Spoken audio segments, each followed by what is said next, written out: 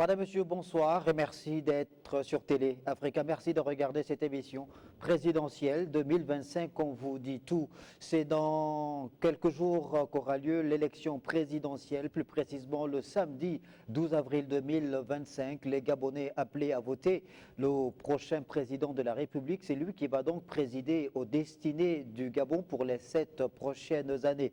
8 candidats engagés dans cette élection présidentielle. 8 candidats qui mettent à profit ces derniers jours pour davantage aller au contact des électeurs, au contact des populations à travers des meetings, des causeries, des campagnes de sensibilisation de porte-à-porte afin de mettre le marqueur sur les principales articulations de leur projet de société. Dans cette émission, j'ai le plaisir de recevoir sur le plateau un des porte-parole du candidat Brice Clotaire Oligui Nguema, M.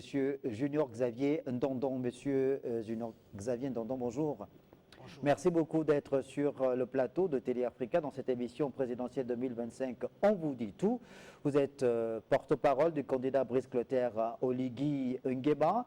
Votre candidat a pu faire passer un message à l'ensemble des populations gabonaises à travers l'émission Un candidat, un projet sur les médias du service public où il a passé au peigne fin les principales articulations de son projet de société. Nous allons y revenir tout au long de cette émission, notamment sur la souveraineté ou l'affirmation de la souveraineté dans le secteur pétrolier, l'éducation, la santé, la politique, mais surtout la culture, parce que vous êtes un homme politique, mais aussi un homme de culture gabonais. Et dans cette émission, on aura également par téléphone Alain Mwangwadi, qui est membre du directoire provisoire du parti PNTP, parti présidé par Jean-Rémy Yama. Alain Mwangwadi, vous êtes à Port-Gentil.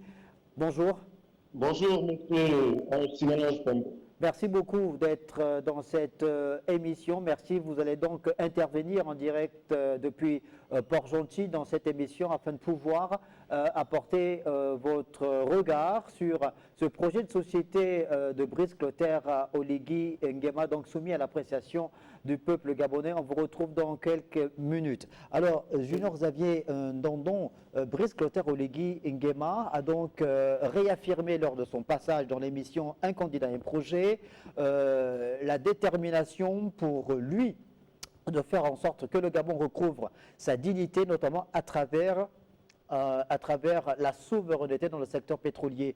Il a évoqué le cas du rachat des actifs des sociétés Assala et Tullow Oil, mais également SMP. Qu'est-ce que ça représente véritablement pour nous, pour le Gabon? C'est, si vous voulez, la matérialisation de ce qu'on appelle un État stratège. C'est-à-dire que quand on est à la tête d'un État comme le Gabon, qui est producteur de pétrole, et que l'on n'a pas la mainmise, ou du moins la souveraineté sur le pétrole qui fait partie de la principale ressource qui fait vivre notre économie, c'est que vraiment on a un problème. C'est comme un père de famille qui a une maison, femme, enfant, et qui n'arrive pas à avoir accès à son propre salaire, donc à ses propres revenus. C'est un sérieux problème. Donc quand le candidat Oligui Nguema a fait valoir le droit de préemption de l'État gabonais pour racheter Assala, que beaucoup d'autres sociétés voulaient racheter, Perenco et d'autres, c'est parce que c'était un État stratège, c'était une vision qui visait à faire en sorte que le Gabon retrouvât sa pleine souveraineté. Ça veut dire quoi? Ça veut dire que Assala, qui devient une société gabonaise, permet dans un premier temps à l'État gabonais d'avoir l'œil sur notre production pétrolière, de ne plus être tributaire des sociétés étrangères qui produisent. Ensuite, ça nous permet d'augmenter notre capacité de production. C'est-à-dire que quand vous prenez GOC, qui est une société d'État, avec Assala et Tullow, ça nous permet aujourd'hui de produire 82 000 barils de pétrole par jour. 82 000 barils de pétrole par jour, ça permet à l'État gabonais de faire beaucoup de gains, d'avoir des revenus qui pourront maintenant lui permettre d'investir dans le social. Alors, le rachat de SMP est tout aussi cohérent parce que SMP est une société de sous-traitance dans le domaine pétrolier qui va permettre à l'État gabonais d'avoir la souveraineté de la production de son pétrole à travers le véhicule qui est Assala, GOC et Tullow, mais aussi d'avoir un opérateur qui va lui permettre de réduire les coûts en matière de sous-traitance pétrolière. Parce que vous savez que c'est très facile pour deux opérateurs de s'entendre et de faire en sorte que les prix soient exorbitants. Et à la fin de la journée, c'est l'État gabonais qui n'a pas beaucoup de gains. Alors que quand l'État gabonais a l'œil sur à la fois la production, à la fois la sous-traitance, ça lui permet de faire des gains, d'avoir des marges, surtout créer l'emploi pour des Gabonais, favoriser le local content, parce que quand toutes ces sociétés reviennent sous le giron gabonais, ça va favoriser la naissance d'un nouvel écosystème de jeunes Gabonais entrepreneurs dans le domaine de la sous-traitance pétrolière. Parce que naturellement, et par patriotisme économique, et c'est le principe qui guide le candidat Oligui Nguema, les dirigeants de ces sociétés n'auront pas intérêt à favoriser les sociétés venues d'ailleurs, au lieu de favoriser les sociétés de droit gabonais dirigées par des Gabonais. J'insiste en rajoutant un détail, Tuloy comme GOC sont des sociétés de droit anonyme selon le code OADA. Ça veut dire que ces sociétés, bien qu'étant des sociétés anonymes, les dettes qu'elles contractent, parce que je sais que la question va arriver, pour être rachetées, n'engagent que ces sociétés, pas l'État gabonais qui en est propriétaire. C'est le principe du droit OADA. Donc, pour ma part, c'est un motif de satisfaction parce que je me dis, voilà un homme qui est visionnaire, qui sait où il veut aller. Parce qu'après tout, et je l'ai dit dans d'autres plateaux, quand vous avez un président américain comme Donald Trump qui réaffirme la souveraineté de son pays comme producteur de pétrole et demande aux Américains de relancer la production pétrolière, ça veut dire que tout le monde doit s'attendre à ce que dans un premier coup, il y aura des secousses, mais après, tous les pays producteurs de pétrole devront assumer leur pleine souveraineté. C'est tout le sens de ce que le candidat Oligui Nguema a fait en réaffirmant sa volonté d'acheter Assala, d'acheter Tuloy et de garantir la réduction de nos coûts avec SMP. Alors, est-ce que ça veut dire que le candidat Brice Clotaire Oligui Nguema estime qu'il faut évidemment avoir une parfaite maîtrise de toute la chaîne en ce qui concerne le secteur pétrolier, en termes d'exploration, de production et même de commercialisation de ces ressources, de cette ressource-là sur le marché international afin de pouvoir augmenter les marges bénéficiaires, c'est ça? Oui, parce que ce qui se faisait au Gabon avant, c'était que les opérateurs venaient et ils prenaient des permis pétroliers, ils allaient faire l'exploitation, l'exploration, ensuite l'exploitation, ensuite la production. Tout ceci se fait avec des coûts sur lesquels l'État gabonais n'a pas de prise. Donc, il nous informe qu'en fait, l'exploration, la production nous ont coûté, je dis quelque chose comme ça, 10 milliards de francs CFA. Et dans ces 10 milliards de francs CFA, c'est nous qui avons investi. L'État gabonais, vous n'avez rien à voir là-dedans. Ensuite, une fois que ce produit est commercialisé, ils viennent vous dire, bon écoutez, on a vendu par exemple 10 milliards encore. Bon, l'État gabonais, on va vous reverser... on va faire ce qu'on appelle les contrats de partage de production, on va vous reverser votre part qui est de 10 ou 15 ou 20 ou 30%. Alors qu'un État sérieux, comme beaucoup d'autres États sérieux, doit avoir l'œil d'abord sur l'exploration, sur l'exploitation, sur la production de son pétrole, pour savoir combien de barils sont réellement produits, quels sont les coûts qui ont mené à la production de ces barils. Ensuite, une fois que c'est produit, on va les commercialiser.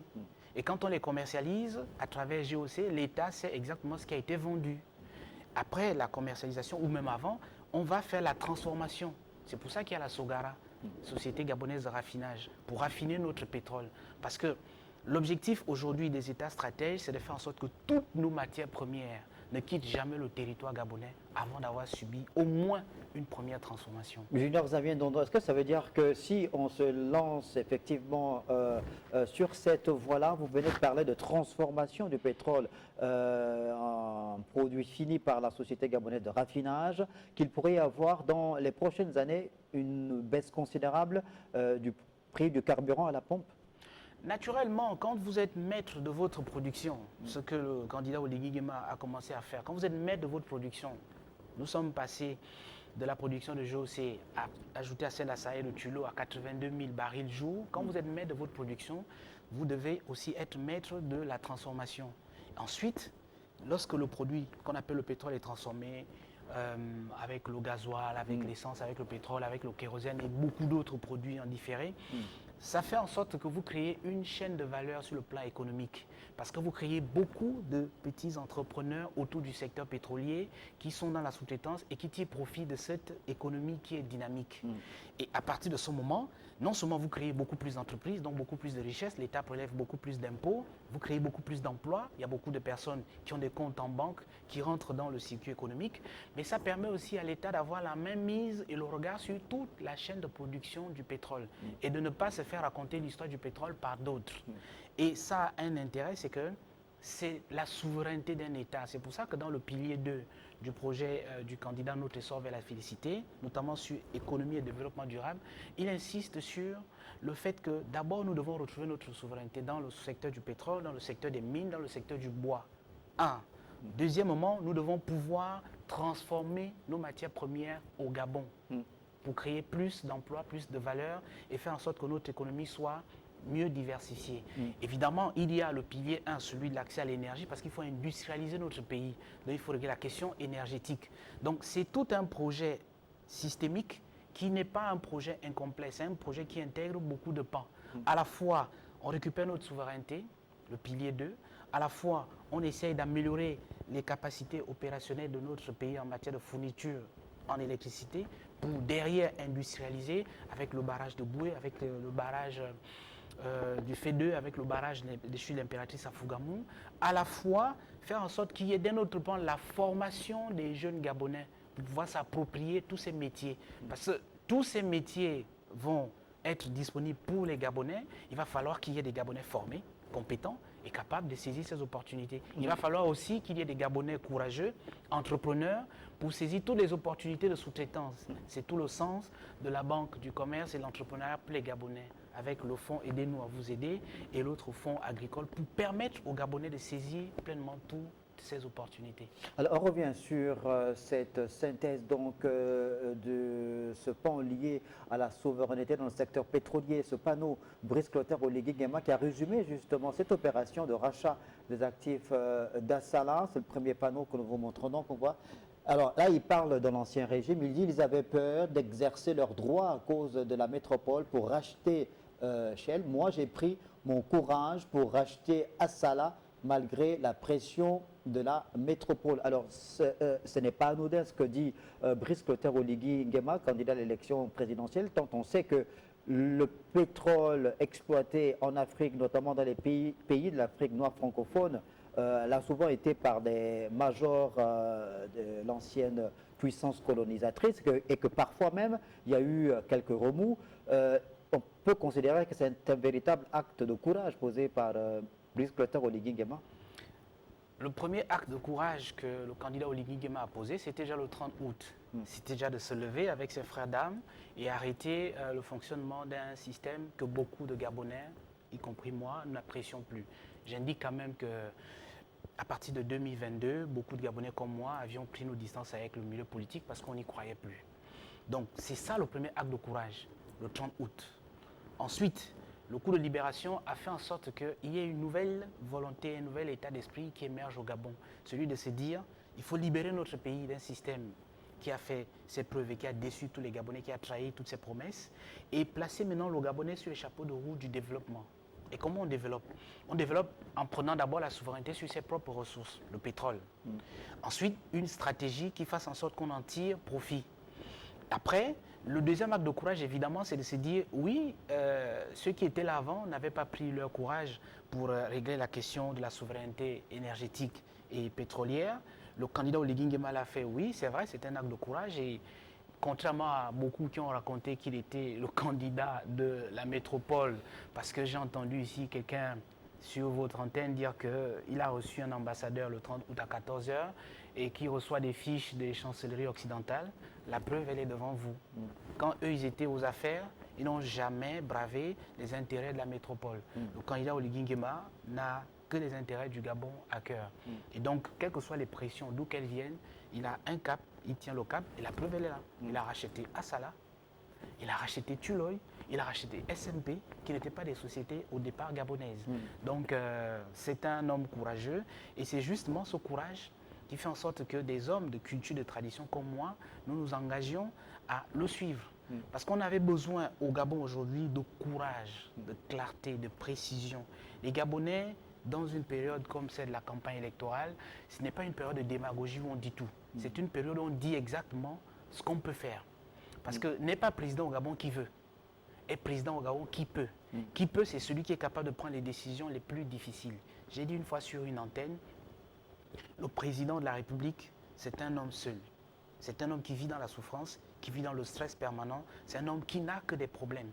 Parce qu'il a sur lui une charge qui est énorme, que lui seul peut assumer, que lui seul peut comprendre. Le président est un homme triste, qui ne rit pas pour que tout le monde puisse rire. Le président est un homme qui est malheureux pour que tout le monde soit heureux.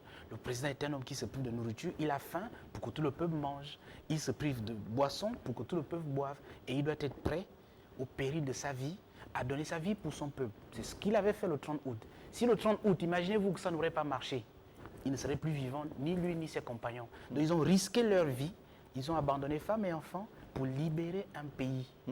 Parce que ce n'était pas quand même quelque chose de facile. Je rappelle pour l'histoire et la mémoire des Gabonais que le 18 février 1964, il y a eu un coup d'État au Gabon. Le président Léon Mba a été déposé, il a signé sa lettre de démission, il a lu une annonce à la radio où il quittait ses fonctions. 2 jours plus tard, l'armée française l'a rétabli au pouvoir. Et on sait ce qui s'est passé. Beaucoup de Gabonais sont morts, même si pour l'histoire, beaucoup n'en parlent pas. Ça veut dire que le 30 août, ça aurait pu être la même chose. Mais si le 30 août, ils ont pris leur courage à 2 mains, sachant quels étaient les risques, parce que les mêmes forces étaient toujours présentes, ils ont pris leur courage à 2 mains et que ça a réussi, comme je dis souvent, il y avait Dieu dedans. Et si Dieu est dedans, ça veut dire qu'il faut maintenant rentrer pleinement dans la dimension de ce que c'est qu'être président. Le 12 avril, les Gabonais doivent donner le pouvoir à un homme qui est courageux, il a fait ses preuves, qui a la volonté politique, le rachat d'Assala, le rachat de SMP, le rachat de Tullow, qui a la volonté politique et qui a la capacité à fédérer l'ensemble des Gabonais volontaires autour de sa personne pour conduire le bateau Gabon.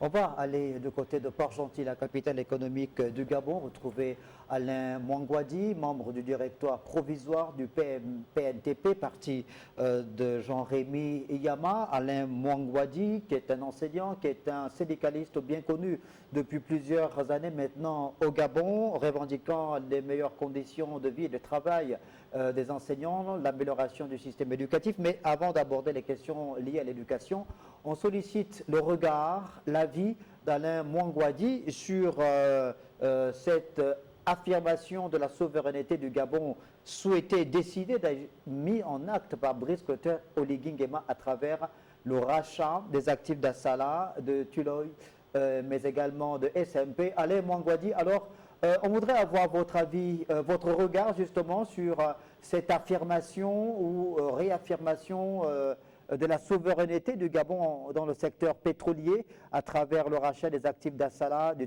Tullow et de SMP. Quel est le regard du parti PNTP? Bon, je ne sais pas si c'est le regard du parti PNTP, mais je vais donner mon avis, mon regard sur cette situation. Tout d'abord, rappeler que personne ne peut contester le fait que le Gabon cherche à regagner sa souveraineté dans le domaine des hydrocarbures.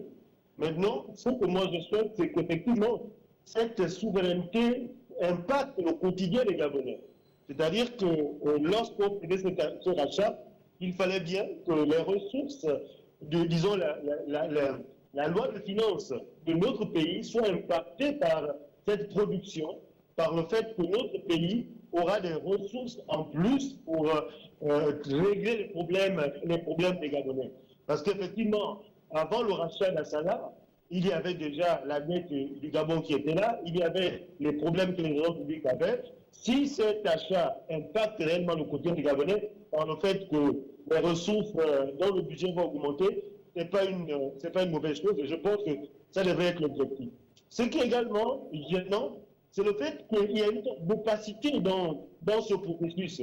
Lorsqu'on veut rendre la souveraineté aux Gabonais, ça doit être transparent, on doit savoir comment ça a été fait, combien a été dépensé, quels sont les montages financiers qui ont été faits. Parce que tout ce que nous avons découvert, c'était essentiellement de la spéculation. C'est au cours de cette émission que nous avons découvert que ce n'est pas réellement le budget de l'État qui a payé, c'était un montage financier. Donc, je pense que dans l'avenir, ces choses doivent être transparentes. Chaque Gabonais doit comprendre réellement le processus qui a permis à cette acquisition et qui pourrait nous conduire vers la souveraineté. Mais en vérité, la souveraineté ne serait réelle que lorsque les Gabonais sentiront l'impact de cet achat dans leur quotidien par le fait que l'argent qui sortirait de là permettra de régler les problèmes de l'éducation, les problèmes sociaux, les problèmes sur le plan de l'agriculture. En ce moment-là, on sentira que le Gabon a réellement acquis la souveraineté de ses hydrocarbures.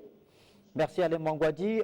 Vous gardez l'antenne. On vous retrouve dans quelques minutes. Junior Xavier Ndondon, vous venez d'écouter le propos d'Alain Mangouadi, qui est membre du parti politique PNTP de Jean-Rémy Yama. L'importance justement de faire en sorte qu'il y ait un réel impact sur la vie des Gabonais en rachetant ces actifs d'Assala et Tullow Oil SMP. Vous-même, vous avez évidemment dit que la part de production pétrolière nationale avait augmenté, mais il faut que ça se traduise dans l'assiette du Gabonais, dans de meilleures conditions de logement, notamment, ou la construction des routes. Oui, évidemment, et c'est un vœu qui est totalement légitime, un vœu partagé par tous les Gabonais qui veulent voir réellement les revenus de leur pays leur profiter. Et c'est tout le sens de la traduction en acte du projet de société Notre Essor vers la félicité. Le candidat Oligui Nguema, lorsqu'il a décidé d'appliquer le droit de préemption de l'État gabonais pour affirmer la souveraineté de notre pays dans le secteur des hydrocarbures, c'est pour, d'un côté, comme je vous l'ai dit, avoir l'œil sur notre chaîne de production pétrolière. Dans un autre sens, c'est pour assurer à notre pays des gains qui vont nous permettre d'avoir des marges pour financer notre politique sociale. J'ajoute quand même à ce qu'a dit le compatriote, à contrario, que Assala, ou Tullow, ou GOC sont des sociétés de droit anonyme. Ça veut dire que, selon le code OHADA, ces sociétés ont le droit et la pleine latitude en tant que management de lever des fonds sur les marchés financiers internationaux pour financer certaines opérations. Donc c'est à ce titre que GOC a levé des fonds sur les marchés internationaux pour acheter Assala pour le compte de la République gabonaise. Ça se fait. Simplement que avant le 30 août, ceux qui étaient souvent directeurs généraux de ces genres de structures n'y avaient pas pensé. Alors, donc, je continue en disant, oui, effectivement, le candidat Oligui Nguema tient à cœur la satisfaction des besoins des Gabonais. Pourquoi? Parce que depuis qu'il est là, par exemple, en matière d'éducation, il a réalisé 196 salles de classe. Il a un projet de construire 3 universités, celle de Yem, celle de Mouila et celle de Port-Gentil. Vous voyez donc que c'est un homme qui a la volonté de régler la question de l'éducation. Nous venons quand même d'un système où un gouvernement totalement irresponsable avait décidé de supprimer les bourses aux élèves, aux enfants, geler les recrutements à la fonction publique, geler les concours d'entrée à la fonction publique. C'est quand même quelque chose de grave qui a été fait dans ce pays. C'est de là d'où nous venons. Et donc, le candidat Oligui Nguema, qu'est-ce qu'il a fait? Il a rétabli les bourses pour les élèves. C'est déjà un acte fort en matière d'éducation. C'est quand même notre pays. C'est de là d'où nous venons. On vient quand même de cette situation que beaucoup de Gabonais vivaient comme étant une précarisation outrancière. Donc, il a décidé d'arrêter ce système et de faire en sorte que les Gabonais retrouvent leur dignité. Même les jeunes élèves retrouvent leur dignité à partir de la bourse scolaire. Et donc tous les efforts qu'il fait aujourd'hui, qu'il a fait depuis 19 mois pour faire en sorte qu'on augmente la capacité de nos salles de classe, c'est des efforts très importants. Et ces efforts, on a vu en 19 mois combien de salles de classe il a construit. Ça veut dire que si on lui donne un mandat de 7 ans, il va faire mieux. Voilà ce que nous devons retenir. Et voilà ce que nous devons expliquer aux Gabonais, qu'il est arrivé au pouvoir dans une situation de fait, c'était un coup de libération, il n'a pas cherché le pouvoir. J'insiste toujours là-dessus. Le candidat Oligui Nguema n'a jamais été un politicien qui cherchait le pouvoir, non. Il y a une force qu'on appelle Dieu et les esprits des génies du Gabon qui l'ont habité pour dire il faut arrêter ce système, il faut arrêter ce désordre qui est en train de se faire. Donc il a pris son courage en tant que militaire, il a arrêté le désordre d'un gouvernement qui avait décidé de précariser les Gabonais. Vous imaginez que dans un pays, on arrête de développer l'initiative privée, l'État ne développe plus des partenaires publics-privés pour créer de la richesse, le même État ne recrute plus dans la fonction publique, le même État ne régularise pas les situations de retraite des fonctionnaires, le même des retraités, le même État ne paye pas les rappels de solde aux fonctionnaires. Il faut quand même qu'on se dise que c'était compliqué. Donc quand il a arrêté le 30 août ce système, c'était la volonté de Dieu, la volonté de nos ancêtres et des esprits et bienveillants du Gabon pour que ça s'arrête. Donc une fois qu'il a pris le pouvoir, maintenant il a commencé, ordre et méthode, comme j'ai dit, Dieu a créé le monde dans l'ordre et la méthode. Il a commencé d'abord à faire l'inventaire de l'existant. La situation du Gabon était compliquée, une dette abyssale, sans qu'on ne puisse savoir réellement pourquoi on s'est endetté autant, ni ce qu'on a fait de tout l'argent de l'endettement. Donc, quand il a pris le pouvoir, il a commencé par faire l'inventaire de l'existant et ensuite parer au plus utile.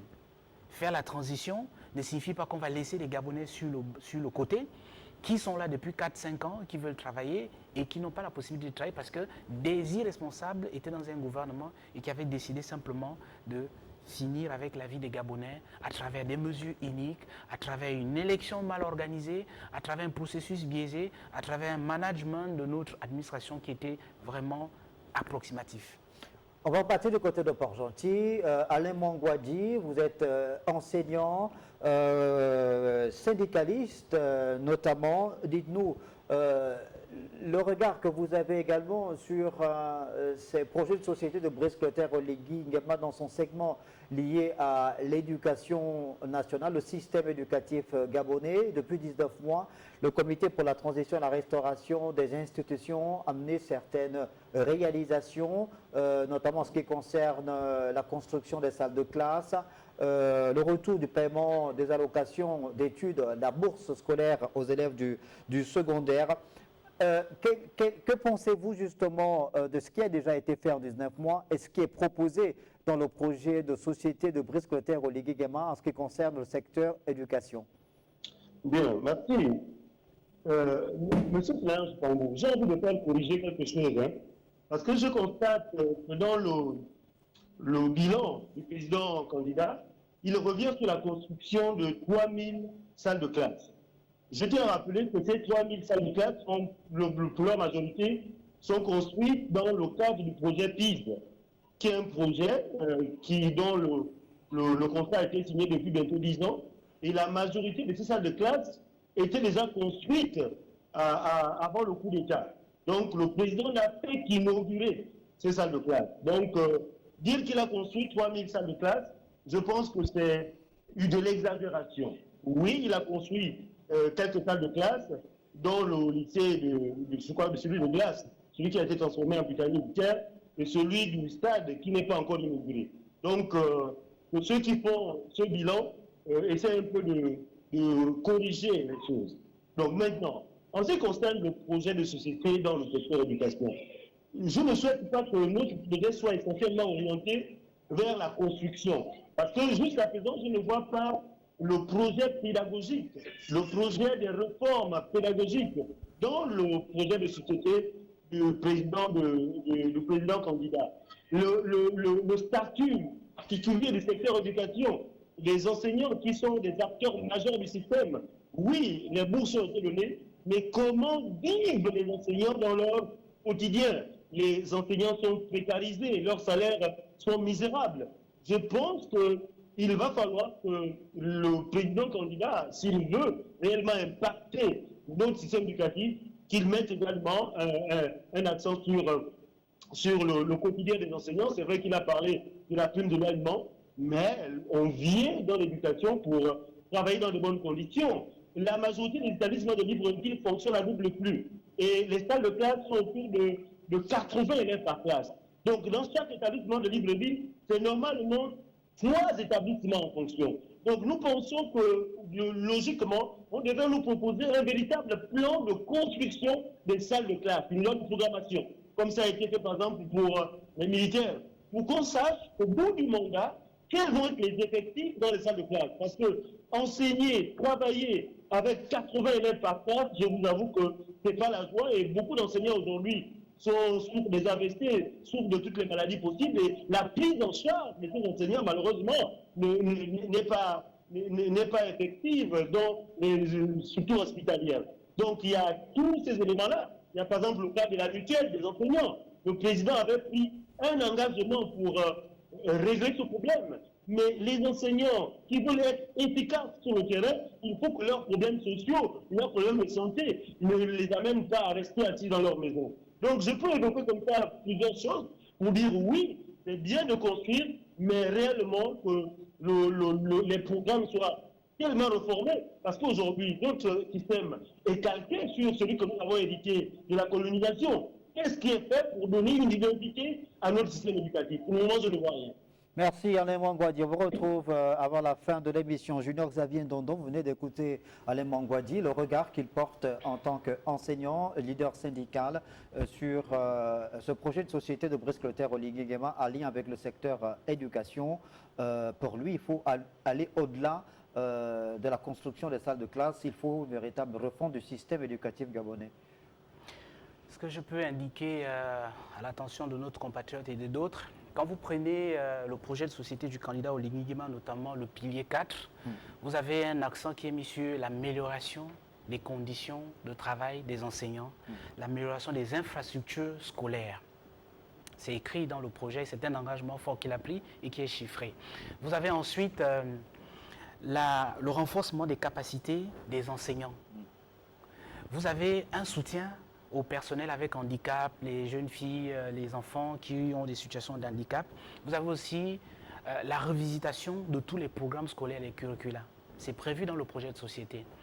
Et c'est dans le pilier 4. Là où je veux, notamment le capital humain, là où je veux par contre beaucoup plus m'appesantir, c'est sur quelque chose qui tient à cœur le candidat Oligui Nguema. Vous voyez, l'éducation, on peut résumer ça en 4 choses. C'est beaucoup plus vaste, mais on résume. Il y a d'abord l'éducation de base du Gabonais. Elle est de la responsabilité parentale. Il y a l'éducation reçue, qui est la somme des connaissances que l'homme a acquises de 0 à 7 ans, qui est liée avec l'éducation de base. Ensuite, vous avez ce qu'on appelle l'éducation générale, qui est du ressort de l'État. Et c'est là où le candidat Oligui Nguema joue sa partition. Ensuite, il y a ce qu'on appelle l'éducation nationale, donc l'orientation idéologique et politique de la formation du citoyen. Et c'est ce qui est traduit dans le projet de société du candidat Oligui Nguema. Donc, quand on parle d'éducation, il y a 2 principaux acteurs. Il y a l'État, mais il y a aussi le parent. Parce qu'au milieu, il y a celui qu'on appelle l'enfant ou le jeune, le citoyen qui est en formation. Donc, il y a une véritable discussion entre, d'un côté, l'État, d'un autre côté, les partenaires qu'on appelle les parents, pour pouvoir asseoir une vraie politique d'éducation. Parce qu'au milieu, celui qu'on appelle l'enfant, il est la cible. L'enfant reçoit l'éducation qui lui est donnée. L'enfant acquiert les notions de base qui lui sont enseignées dans la cellule familiale. D'accord, mais ça c'est ce qui est on va dire, du domaine des valeurs morales, par exemple, du regard qu'on a de la société. C'est pour ça que j'ai dit. Mais maintenant, pour ce qui est pour ça que j'ai dit, sans vous couper. Oui, c'est pour ça que j'ai dit. C'est pour ça que je vous ai dit, il y a d'abord l'éducation de base. Oui. Il y a l'éducation reçue. J'ai dit, elle est du ressort de la cellule familiale, donc la responsabilité parentale. Il y a maintenant l'éducation qu'on appelle nationale et l'éducation générale. Elle est du ressort des politiques publiques, donc du candidat Oligui Nguema. Et je dis, cette éducation du citoyen gabonais ne se fait qu'en symbiose avec les 2 parties, donc l'État et le parent. Mais est-ce que c'est aux parents de construire des établissements, de réduire les effectifs pléthoriques dans les salles de classe? Ça fait partie de l'éducation nationale. Réduire les salles de classe, construire les salles de classe. Justement, la question c'est, dans le projet de société de Brice-Clotaire Oligui Nguema, qu'est-ce qui aujourd'hui nous garantit ou garantit aux Gabonais que dans les prochaines années, on n'aura plus une école qui fonctionne à double flux, comme l'a rappelé Alain Mangouadi, qu'on n'aura plus des salles de classe de 80-85 élèves, par exemple?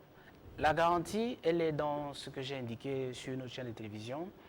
Ce qui caractérise l'institution militaire, la formation militaire de base du candidat Oligui Nguema, comme je vous ai dit, le monde a été créé dans l'ordre et la méthode. Les militaires travaillent dans l'ordre et la méthode. Donc le candidat Oligui Nguema s'est engagé à mettre en place une loi de programmation scolaire et universitaire. C'est à partir de cette loi qu'on va programmer le nombre de salles de classe qu'il faut construire, le nombre d'universités, le nombre d'enseignants qu'il faut former, le nombre de postes budgétaires à pourvoir, etc., etc. Ça fera l'objet d'une loi de programmation. Et ça, c'est contenu dans son projet de société. C'est pour ça que j'ai tenu à indiquer que lui, il s'est engagé à faire sa part, qui consiste sur l'éducation générale, sur l'éducation nationale. Mais il y a aussi une façon pour lui d'interpeller les parents à l'éducation de base et à l'éducation reçue. Parce que ces deux pans de l'éducation qui sont très importants sont du ressort des parents. Lui, en tant que candidat à la présidentielle, s'est engagé dans une loi de programmation future à faire sa part, l'éducation générale et l'éducation nationale. L'éducation nationale, c'est la politique qui vise à construire les infrastructures scolaires et universitaires. L'éducation générale, c'est la politique qui vise à introduire des contenus qui visent à former l'homme en matière d'éducation, en matière de formation professionnelle, pour qu'il y ait une adéquation avec le marché de l'emploi. C'est ça la vision politique. Et ça doit être très clairement compris par les Gabonais. C'est-à-dire qu'il ne faut pas venir dire que si, par exemple, un enfant n'a pas appris sa langue maternelle, c'est de la responsabilité du candidat Oligui Nguema. Non. Lui, il dit, par exemple, il faut que nous repartions à nos langues. Il faut que chaque enfant parle sa langue. Mais ce n'est pas le candidat Oligui Nguema qui va apprendre les langues maternelles aux enfants. Ce que lui, il va faire dans le cas de l'éducation nationale, et là je vais sur la culture, c'est de mettre en place un système qui fasse en sorte que dans chaque école gabonaise, on apprenne les langues locales. On va terminer par la culture. Qu'on apprenne par exemple les langues locales à nos enfants. C'est-à-dire qu'un enfant gabonais va dans une école, il peut apprendre le Pounou, il peut apprendre le Getsogo, il peut apprendre le Povi dans une école. Mais cet enfant, même s'il est mienné ou fan, il va avoir accès à 2 ou 3 langues de son pays. Ça, c'est la responsabilité d'éducation nationale d'Oligui Nguema. Mais si vous-même, parents, vous n'avez pas appris votre langue maternelle à votre enfant à la maison, ça, c'est de votre responsabilité. C'est pour ça que je conclue en disant, il y a l'éducation de base et l'éducation reçue. Il y a d'un autre côté l'éducation générale et nationale. Junior Xavier Ndondon, on va mettre l'accent cette fois-ci sur 2 autres aspects, éléments contenus dans le projet de société de Brice Clotaire à Oligui Nguema pour ce qui est de la politique, de la restauration des institutions, du fonctionnement des partis politiques, de la démocratie dans notre pays. On va terminer par la culture. Donc commençons par la politique, par la restauration des institutions. Cette restauration des institutions a été au centre du dialogue national inclusif à travers les 38 000 contributions des populations gabonaises qui ont été synthétisées en 1000 contributions contenues dans un document remis aux plus hautes autorités. On a tiré la constitution nouvelle de la République à travers ces différentes propositions-là. Sur le plan du régime politique, désormais, le Gabon va passer à un régime présidentiel. Qu'en pense le porte-parole du candidat Brice Clotaire, Oligui Nguema, de la mise en place justement de cette nouvelle architecture institutionnelle, de ce nouveau régime politique? Nous pensons que le régime politique au Gabon est le résultat, le fruit de l'aspiration populaire des Gabonais. Les Gabonais se sont largement exprimés dans le dialogue inclusif, dans le dialogue national et à travers une forme de participation massive. Et le référendum a abouti sur une constitution qui va nous permettre de rentrer dans ce qu'on appelle la 5e République. Donc cette nouvelle constitution, cette République est le reflet de l'aspiration majoritaire, populaire des Gabonais et Gabonaises. Maintenant, elle va rentrer en vigueur après l'élection du 12 avril. Et si le candidat Oligui Nguema est élu, ce que je souhaite, et j'invite la majorité des Gabonais à faire comme moi, lui donner notre voix. S'il est élu, cette constitution va rentrer en vigueur et elle va maintenant s'appliquer. Cette constitution a la particularité d'être... Ça veut dire que s'il n'est pas élu, la constitution qui a été adoptée ne sera pas appliquée. Quel que soit celui qui sera élu, il sera tenu de l'appliquer. À charge pour lui d'engager un autre processus pour revoir cette constitution ou pas. Ce qui, à mon sens, serait une perte de temps et d'énergie pour notre pays. Parce qu'en réalité, les institutions ne valent que ce que valent les hommes qui les animent. Notre pays n'a pas un problème de constitution en tant que tel. Ce que le candidat Oligui Nguema a fait, c'était juste d'harmoniser les propositions des Gabonais. Ce n'est pas lui qui a décidé de la constitution, c'est ce que les Gabonais ont voulu. Notre pays a un problème de mentalité, c'est-à-dire que nous n'arrivons pas à avoir des hommes politiques en vêtements sacerdotaux. On en a plus que des hommes politiques, ce que j'appelle en vêtements, en robe de chambre en fait. C'est-à-dire des hommes politiques qui n'assument pas réellement ce qu'ils sont, qui ne sont pas très sérieux ni dans leurs propositions, ni dans leur façon de faire un certain nombre de choses. Bref. cette constitution a pour particularité de nous faire entrer dans une nouvelle étape de notre pays. Alors, quelle va être l'originalité? L'originalité, c'est que dans cette nouvelle constitution, les Gabonais vont pouvoir maintenant mieux s'exprimer. C'est-à-dire qu'à l'époque, notre politique était pas totalement inclusive, parce qu'elle ne donnait pas totalement la liberté aux citoyens de pouvoir participer à l'action publique. L'action publique était beaucoup plus organisée autour des partis politiques. C'est-à-dire que depuis très longtemps au Gabon, nous avions organisé notre vie politique rien qu'autour des partis politiques. Alors qu'aujourd'hui, il faut ouvrir le champ à une participation citoyenne de tous les Gabonais. Justement, dans cette configuration d'ouverture, il y a eu des débats âpres lors du dialogue national inclusif d'Angondji au mois d'avril dernier sur les partis politiques. Mais même quelques mois avant, ils sont officiellement 104 au Gabon. On parle peut-être d'une refonte à ce niveau-là, de la création de 4 principaux blocs. Qu'en pensez-vous justement? Que faut-il faire? Faut-il rester dans la configuration actuelle? Faut-il créer des blocs de partis politiques? La force du Gabon est dans l'unité. La force du Gabon, elle est dans l'unité. 104 partis politiques pour une population de 2 millions, c'est le résultat d'un gouvernement pas responsable du tout. On ne peut pas avoir favorisé une création tous azimuts de si grand nombre de partis politiques sans réellement pouvoir savoir qui fait quoi, qui est qui. Il faut aujourd'hui, dans une méthode inclusive, qui n'est pas brutale, qui n'est pas très choquante, il faut pouvoir amener les Gabonais à des regroupements politiques sur la base des idéologies. Parce qu'aujourd'hui, il faut faire la politique sur la base des idéologies, des projets. Pas faire la politique des clans, des ethnies, des faciès. Je ne t'aime pas, donc non. Il faut donc pousser les Gabonais aujourd'hui à se retrouver en bloc. Et donc, au fur et à mesure et à terme, ça va faire en sorte qu'il y ait l'émergence des grandes formations, des grands courants politiques. C'est ça l'objectif de cette nouvelle constitution. C'est ça l'objectif que vise le candidat Oligui Nguema, c'est de rassembler ce qui est éparse avec méthode, pas avec brutalité, pas avec choc, mais avec méthode. Expliquer aux Gabonais que nous n'avons pas besoin de 110 partis politiques. Nous n'en avons pas besoin. Nous avons besoin de 1 ou 2 ou 3 ou 4. Les grandes démocraties que tout le monde aime prendre comme exemple, au Gabon par exemple, vous avez des grandes démocraties qui ont le courant de droite et le courant de gauche, c'est tout. D'autres qui ont républicains, démocrates, c'est tout.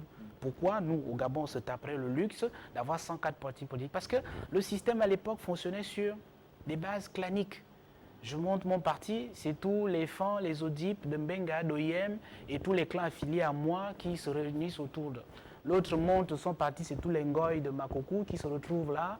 L'autre monte son parti, c'est tous les Mwandoupoun qui se retrouvent autour de lui à Mouila. C'était ça le fonctionnement. Et ça ne permet pas au Gabon d'avancer. Alors, la force de notre pays, c'est dans l'unité. Le projet de société de Brice Clotaire Oligui Nguema, on l'a dit, prévoit donc la poursuite de la refonte en ce qui concerne les institutions de la République.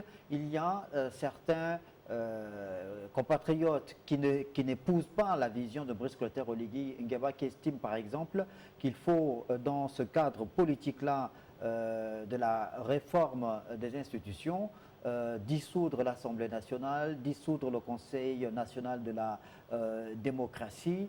Quel est le regard justement du porte-parole de Brice Clotaire Oligui Nguema que vous êtes sur ces questions? Bon, dans un premier temps, ce qu'il y a lieu d'indiquer, c'est que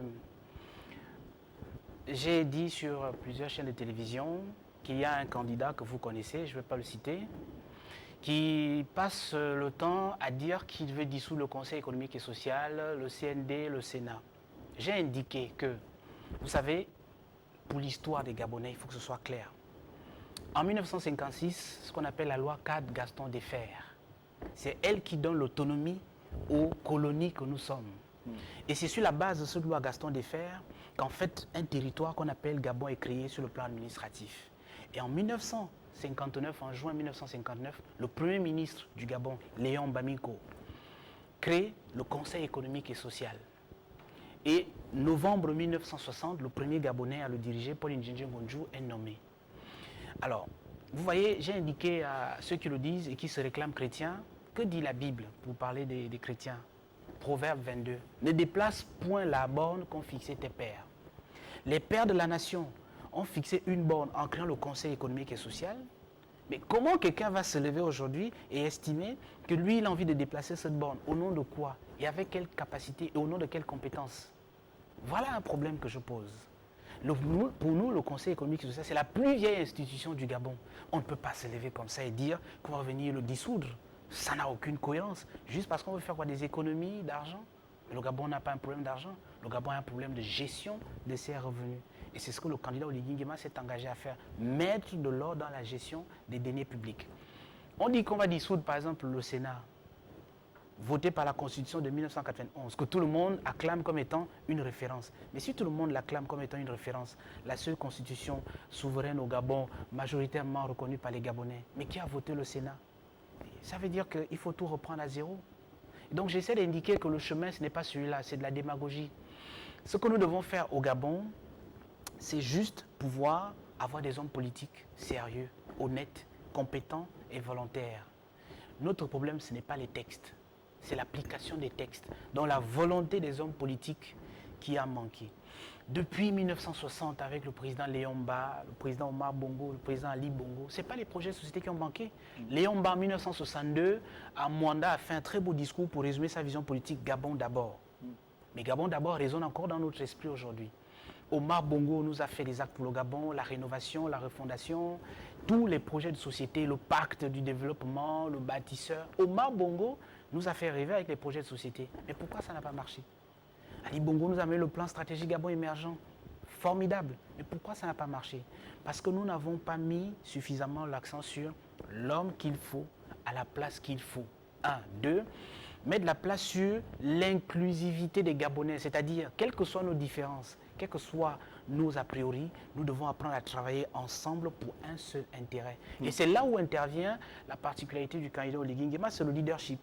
C'est-à-dire que le candidat Oligui Nguema, c'est un homme qui ne cherche pas à savoir quel est votre passé. Vous étiez au PDG, vous étiez dans l'opposition, vous étiez activiste, vous étiez syndicaliste. Non. Tout ce qu'il veut, est-ce que vous êtes Gabonais, oui ou non? Oui, ok. Moi, Oligui Nguema, j'ai fait le coup de libération. J'ai besoin d'un Gabonais compétent dans les nouvelles technologies. J'ai besoin d'un Gabonais compétent dans les cultures et traditions comme Junior Xavier Ndongdong. Je te demande d'être mon porte-parole pour partager ma vision de la culture, des arts et des traditions aux Gabonais. J'ai besoin d'un Gabonais compétent dans le domaine de la communication, des transports, du pétrole, etc., etc. Et il vous fixe le cap, il vous dit quelle est la vision et il a besoin de votre participation patriotique. C'est ça le gage de la réussite de son projet de société. C'est que lui, il n'est pas clivant, il n'est pas sectaire, il n'est pas le fruit d'un parti politique qui va dire bon, oui, moi j'ai été élu par tel parti politique, donc les autres sont mauvais. Non, je vais chuter par là. L'une des plus grosses erreurs au Gabon, c'est que nous avons embrassé des schémas qui ne nous correspondent pas. L'homme blanc nous a amené beaucoup de choses qui ne sont pas bonnes pour nous. Le Gabon n'est pas un pays d'opposition. Nous ne sommes pas un pays de contradiction. Nous sommes un pays de juxtaposition. Le fait pour un Gabonais de commencer à se dire, bon, moi je ne suis pas d'accord avec le candidat Oligui Nguema, je rentre en opposition, ça fait quoi? C'est quoi l'effet? C'est que celui qui a le pouvoir va dire, bon, comme tu es mon opposant, je ne travaille pas avec toi, je t'exclus. Comme lui, il est mon adversaire politique, je ne travaille pas avec lui, je l'exclus. Mais ça prive beaucoup de Gabonais de la possibilité de donner le meilleur de leur potentiel pour l'intérêt de leur pays. Donc on peut revenir, ce système politique sur le n'est pas plan bon. politique, on peut revenir au parti unique alors? Non, nous n'avons pas besoin d'un parti unique. Je dis, nous ne sommes pas un peuple de contradiction, ni un peuple d'opposition. Nous sommes un peuple de juxtaposition. Dans notre société gabonaise, et c'est l'homme de tradition qui vous parle, notre société gabonaise bantou, pour nous, Fan, Akele, Miene, Povi, Tsogo, etc., il y a trois principes qui gouvernent notre société. La justice, la vérité et la solidarité. Il n'y a pas d'opposition là-dedans. Ça veut dire que tout Gabonais qui a une bonne idée, une bonne proposition pour son pays est le bienvenu, à condition que cela s'exprime dans les règles. Et c'est ça que le candidat Oligui Nguema est en train de nous montrer. Réunir tous les Gabonais autour de lui, autour de sa candidature, autour de sa personne, pas l'individu pour son culte de la personnalité, mais réunir autour d'une idée. Il faut que le Gabon se développe. Et le Gabon se développe avec la contribution de tous ses fils. On va partir du côté de Port-Gentil, retrouver Alain Mwangwadi avant d'aborder le dernier pan de l'émission consacrée à la culture, Junior Xavier Ndongdong. On voudrait avoir le regard d'Alain Mwangwadi justement sur cette réforme des institutions initiée par le Comité pour la transition et la restauration des institutions depuis le 30 août 2023. Ces propositions évidemment faites par le candidat Brice Clotaire Oligui Nguema dans son projet de société. Alain Mwangwadi, vous êtes aujourd'hui acteur politique, Vous êtes dans un parti, le PNTP, dirigé par Jean-Rémy Yama, qui est le président du PNTP. Alain Mangouadi, sur le plan politique, la réforme des institutions, l'adoption de la nouvelle constitution, la mise en place d'un nouveau régime politique dans notre pays, qu'en pensez-vous? Bien. Déjà, en ce qui concerne disons, la restauration des institutions, je crois que notre parti est un peu gêné de la manière dont la candidature du président Jean-Rémy Yama a été rejetée par la Cour constitutionnelle et par le fait que, la commission qui est dirigée par le ministre de l'Intérieur. Je pense que pour le moment, lorsqu'on menait campagne pour le référendum, il y en a qui nous disaient que la Constitution était bonne, mais que c'était plutôt les hommes qui incarnaient ces institutions qui ne jouaient pas franc jeu. La question que je me pose aujourd'hui, c'est de savoir si ce sont les institutions qui n'ont pas été totalement réformées ou ce sont ceux qui les incarnent qui ne jouent pas franc jeu. La question est là. Mais malheureusement, la difficulté que nous avons, c'est qu'il y a une sorte de reconnaissance par le fait que les gens ont été promus par le président de la transition. Donc, disons, les Gabonais ont du mal à se détacher, à vouloir être juste dans les actions qu'ils posent sur le plan administratif. Il y a toujours une confusion de genre entre le fait qu'on est responsable de l'administration ou qu'on est, disons, partisan politique. Nous avons du mal à l'exercer cela. Pour moi, je crois que tant que les choses fonctionneront de cette manière, nos institutions auront du mal à être restaurées. Maintenant, nous allons voir comment va se faire la suite des élections législatives. Est-ce qu'on repartira dans le format actuel où tout le monde veut forcément être allié au président de la République? Tout cela sera bien visible après l'élection présidentielle, mais également au moment où les institutions se mettront en place. Pour moi, il y a encore des institutions qui méritent d'être revues, parce que quand nous avons vu le Parlement, on a l'impression que tout le monde est obligé de soutenir la position qui est soutenue par le président de la transition, et c'est ce qui s'est passé avec le système Bongo PDG. Tout le monde se sentait obligé de soutenir la position soutenue par le gouvernement et par le président Ali Bongo déchu. Donc c'est toutes ces réalités qui sont là. Est-ce que nous allons réellement construire un pays où les institutions vont vraiment être restaurées et qu'ils vont jouir d'une certaine indépendance? Là, pour le moment, la question est là. Mais par le fait que la Constitution votée donne trop de pouvoir au président de la transition, au président de la République, je veux dire, il sera difficile d'aller vers des institutions totalement restaurées. Merci Alain Mangouadi, merci pour votre contribution dans cette émission. Vous nous appeliez depuis Port-Gentil, capitale économique du Gabon. Je rappelle que vous êtes membre du directoire provisoire du parti PNTP dirigé par Jean-Rémy Yama. Junior Xavier Donon, si vous avez un complément d'information en rapport avec ce point sur la politique, sinon on embraye directement sur la culture puisque le temps qui nous est imparti touche à sa fin. On a envie d'avoir un mot sur ce que propose le candidat Brice Clotaire Oligui Nguema aux hommes de culture dans notre pays, parce qu'on a l'impression qu'au Gabon, la culture et le sport en général, ça reste un peu la cinquième roue du carrosse. Par ma présence comme porte-parole du candidat Oligui Nguema, vous comprenez déjà le message qui est envoyé aux hommes de culture, aux hommes de tradition. Oui, effectivement, dans notre pays, la culture a été trop reléguée au dernier rang. Il est important aujourd'hui de comprendre ce que c'est que la culture. La culture, c'est un vaste domaine. Vous voyez, un pays qui n'a pas d'assises culturelles sur sa propre culture, ce pays ne peut pas décoller. Pour que le Gabon décolle, il faut que le Gabon soit assis sur sa culture, sur sa tradition. C'est l'âme du Gabon. Pour que notre pays ait une âme, il faut qu'il soit assis sur sa tradition, donc ressortir l'identité gabonaise. Or, c'est quoi le Gabon? Le Gabon, c'est un pays de tradition, c'est un pays du Mbanja, c'est un pays des corps de garde, c'est un pays de concertation et de conciliation. C'est pour ça que j'ai indiqué dans mon propos précédent que nous ne sommes pas un pays de contradiction ni d'opposition. Par essence, la constitution des Pounou, des Togo, des Vili, des Miene, des Fan, des Akele, des Kota, des Teke, des Obamba, par essence, nous sommes constitués comme étant des hommes de concertation, de conciliation. Donc quand on nous amène un schéma politique basé sur la contradiction, oui, non, droite, gauche, opposition, majorité, on a faussé le jeu. C'est pour ça que notre pays ne décolle pas. Le projet de candidat Brice Clotaire Oligui Nguema dans le domaine de la culture? Dans le pilier 6, gouvernance et institutions, le candidat Oligui Nguema prévoit de restaurer notre identité nationale. Et comment on la restaure? On la restaure en faisant d'abord un état des lieux de l'existant.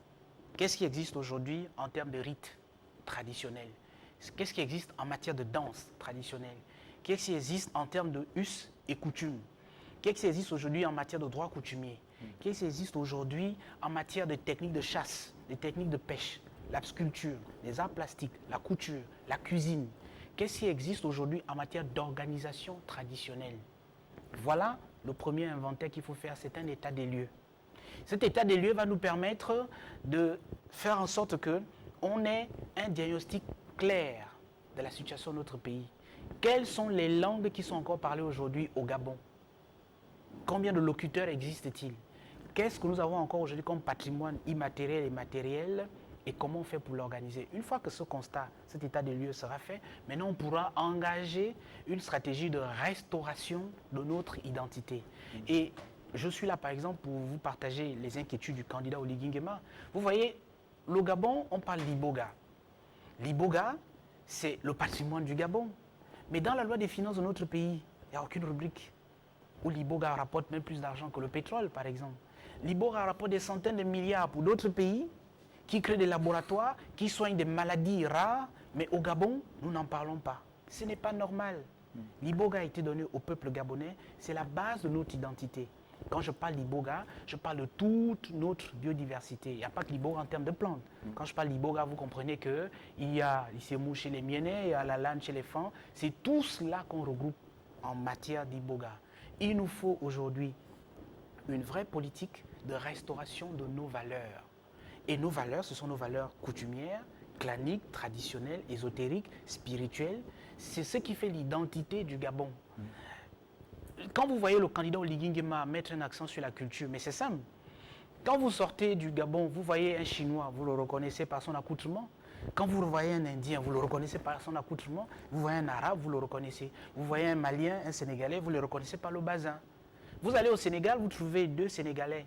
Ils ne parlent qu'en Wolof.